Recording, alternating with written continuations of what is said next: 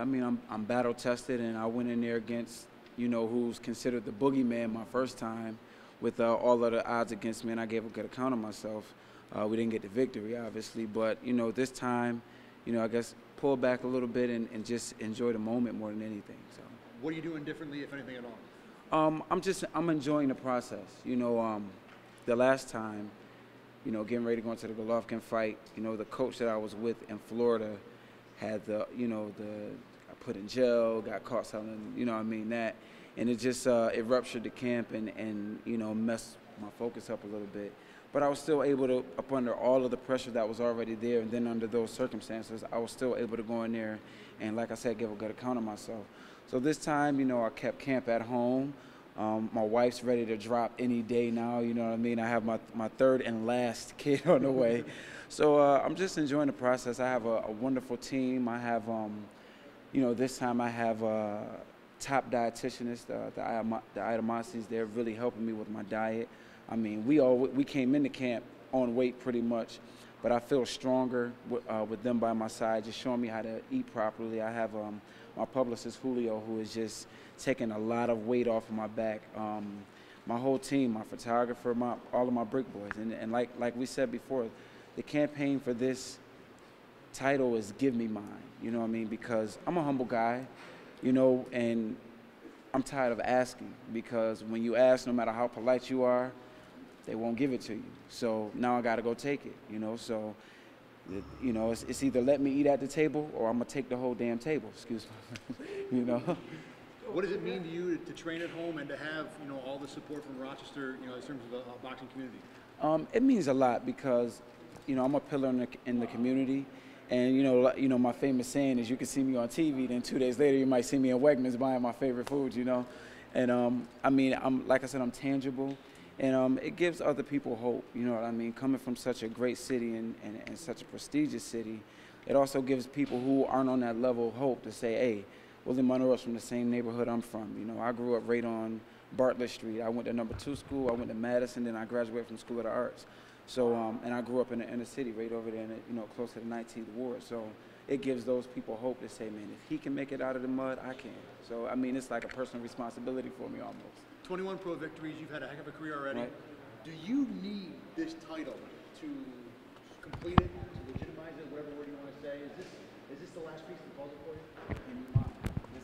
This is I'm a firm believer in God, and God works in mysterious ways. I lost to Golovkin, who's at the top of the division, and they shot me to the bottom. And I was inactive for 13 months, and thank you to my promotional arm, Banner Promotions, along with Artie Palulo. They got me back in the ring, and they stayed true to their word, and I got 2 solid wins. And now I'm back at the top of the division, so, and the one title that I'm getting ready to fight for is the one title that's not tied up by Canelo and Golovkin.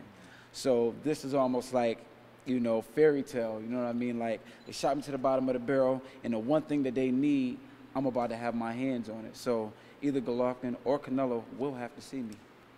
It's been a little chippy on social media, going back and forth between some of his supporters and your supporters and even yourself. Is that just hyping up for the fight, or do you guys generally not like each other? That's a genuine dislike, because he's very mouthy, and like I said, I'm a humble guy. You guys have never seen me get crazy, get loud, belligerent or anything.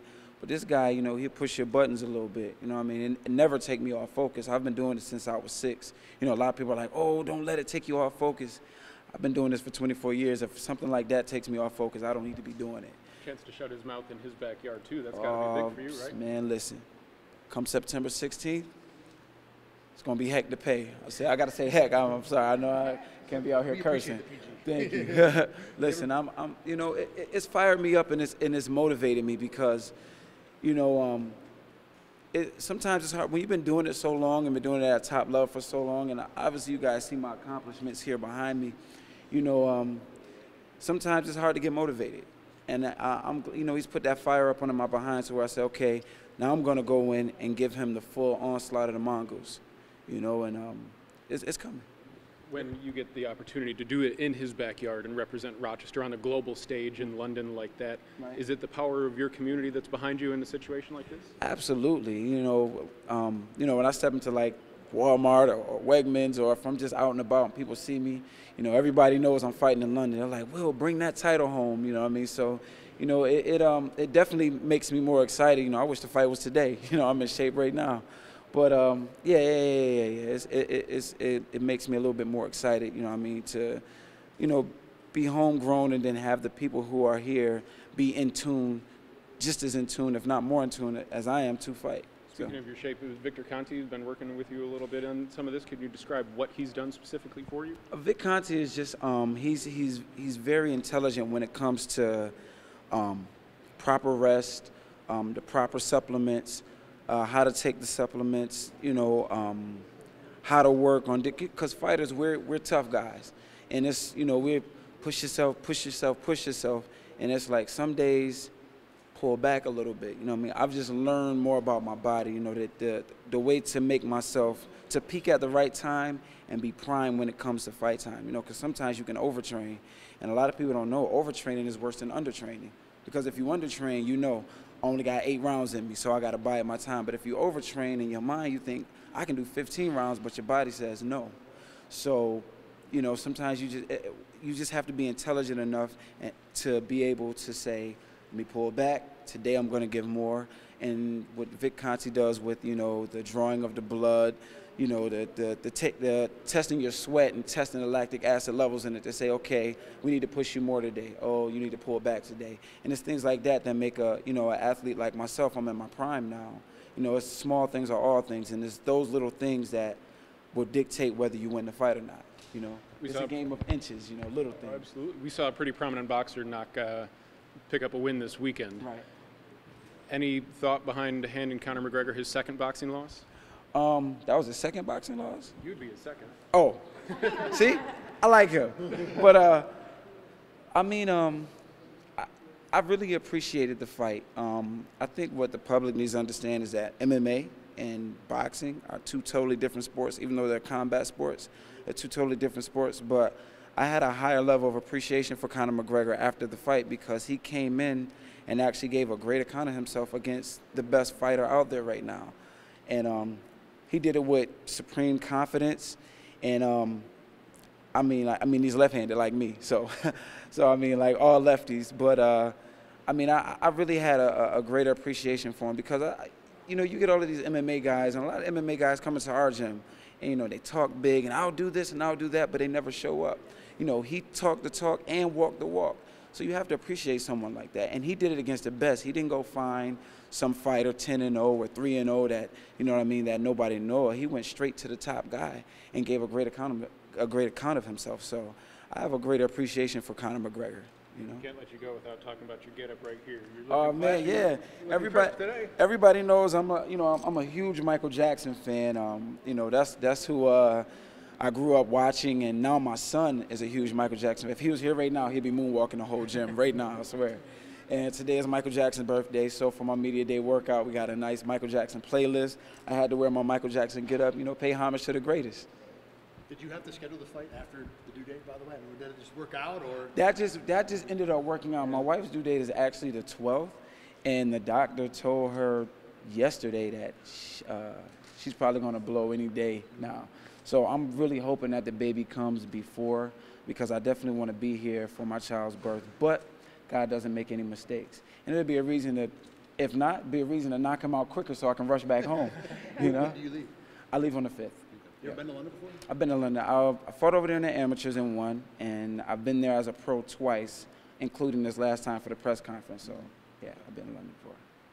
Cool. Now, with going to London and fighting on the kind of is there any kind of skill you think you can bring to any kind of technique you think would give you the edge? I'm the superior thinker. I'm the superior athlete. I'm superior in every way to this guy. The only reason why he's undefeated is because he's never left his country, and they've been paying to bring guys in that he can beat.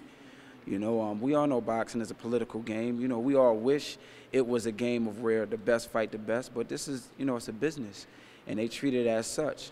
But I mean, I just have to prove that come September 16th, you know. But honestly, I think I'm you know, far superior to him in every way, physically, mentally, psychologically, my physical gifts. You know, even though he has one more fight than me, I think my experience of being in there with Golovkin and then the Boxino tournament, someone like John Thompson, who was beating the brakes off of one of his stablemate before he got knocked out, but he was up on the scorecards against Liam Smith. I mean, like, I've been in there against top guys, you know. Are we expecting to see a knockout on that night against Billy Joe? When I fight, never can tell with a cat like me, man. It all depends on how I feel when I'm walking to the ring. You know, I might feel like boxing his ears off. I might feel like taking him out. You know, we'll see what happens when he takes the first punch. You know, if he's still there, then I'm going to put numbers on him. If he's not, then short night. Can you tell us how important the support of your wife and family is to your success? That's very important on them, you know, as far as my family is concerned, because my kids look up to me, and you know, this is going to put the icing on the cake to Daddy being the champion, you know, and you know, it's a bunch of new stuff, you know. We moved into a new place, you know, we have new cars. I got a new baby on the way and the new champion. I can get used to this new stuff, so, you know, I'm enjoying it, you know. Now, specifically, you addressed earlier saying that you were superior to your opponent, but I noticed that he made a comment that you were mentally weak. What is your, we know that's not true from your community, but what would you like to say to respond to that comment? Anything it takes to get him in the ring.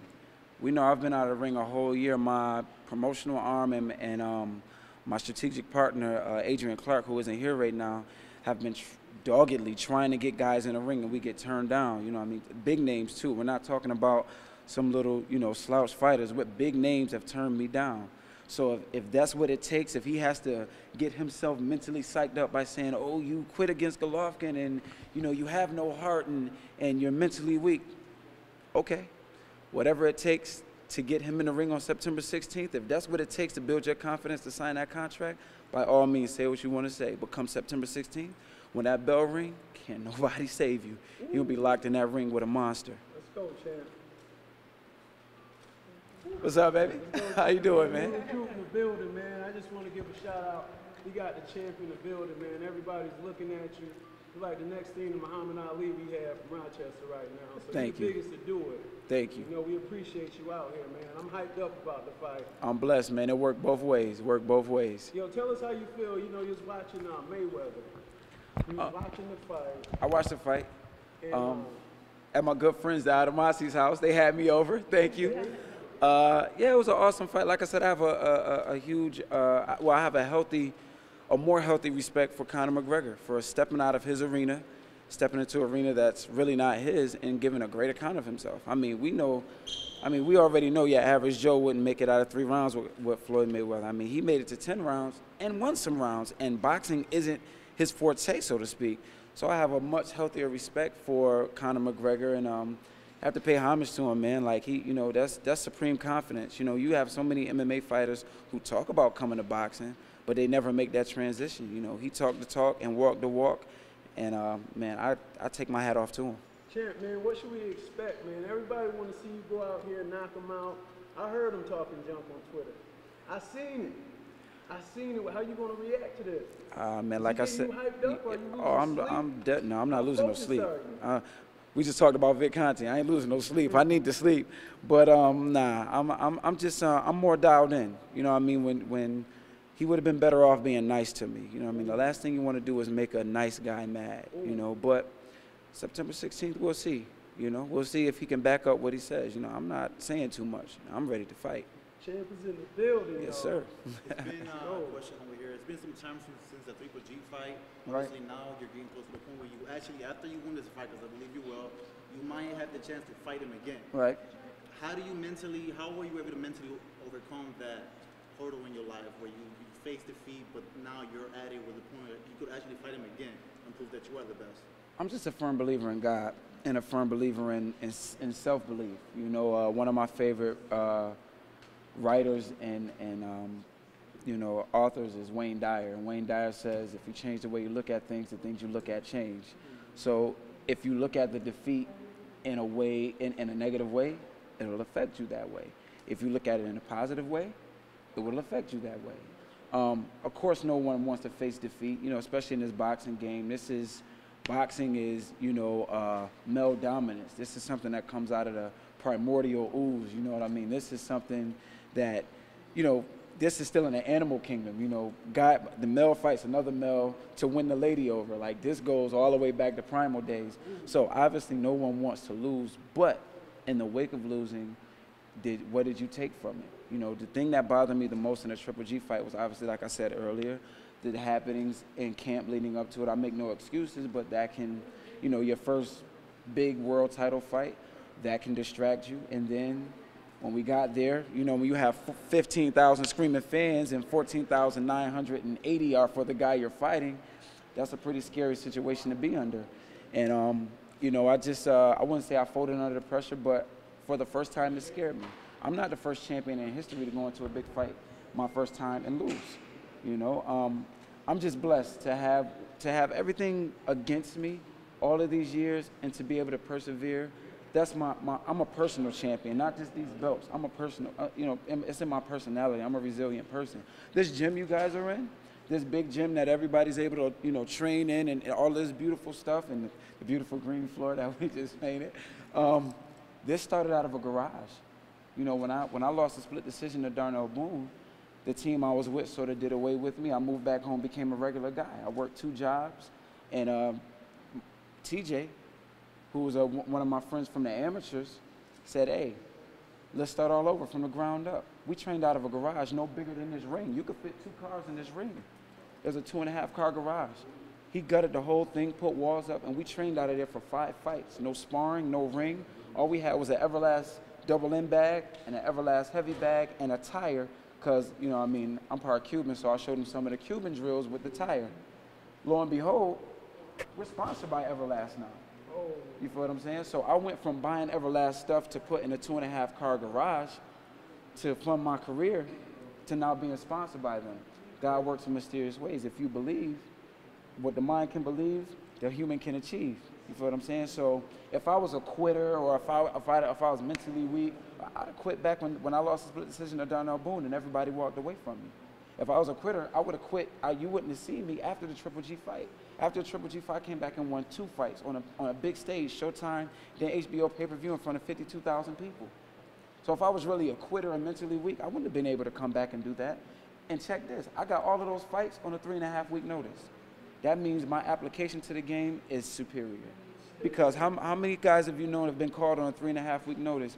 Artie Palulo called my team and said, hey, look, we didn't get the Saunders fight, but Rosado, you didn't get it, Rosado didn't get it. Would you like to fight Rosado on a 3.5-week notice? I said, send a contract, because I was ready. You feel what I'm saying? And if I was a quitter, would I've been ready on a 3.5-week notice to fight that was the second time I've been scheduled to fight 12 rounds. That's the first time I made it to 12 rounds. Did I look tired? Did I look hurt? My application to the game shows that I'm much stronger than a lot of these guys. But that's neither here nor there.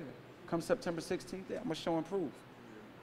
Willie, how much, going through it once already with the Golovkin fight, everything that comes with the week of the fight, the obligations, you've been through that already. How much of that at least help you prepare for what, you know, when you get there? Like I said, it's my team. You know, I've had this team for a long time, but they've become more experienced as I've become more experienced. They grow with me. So, you know, my publicist Julio is very intelligent. Him, Adrian, and Good News and Joel, they're very, very, very in tune. There's some interviews where they say, nah, he's not going to do that interview. There's some days they're like, no, he needs rest today, because they know me. So they've grown and evolved the same way I have. So with that experience, and them, they were at the Golovkin fight, you know, and then the 2 fights after, they were there. So now they know me, not just outside of boxing, but inside the ring. So they know, hey, look, he can't do an interview today. You know, he's tired today. No, this isn't an interview to take. You know, my publicist, if you hit Julio up and ask him for an interview, he'll tell you right now, send me the questions that you're going to ask. We don't need you trying to sidebar him with questions, because that happened going into the Golovkin fight, and it shook me up. So they've grown as I've grown, and I'm just happy. You know, I mean, this is the first time in a long time where I've been happy. And a little nugget, this is the first time ever in the history of my career where I've had more than 6 weeks to get ready for a fight. So I'm happy.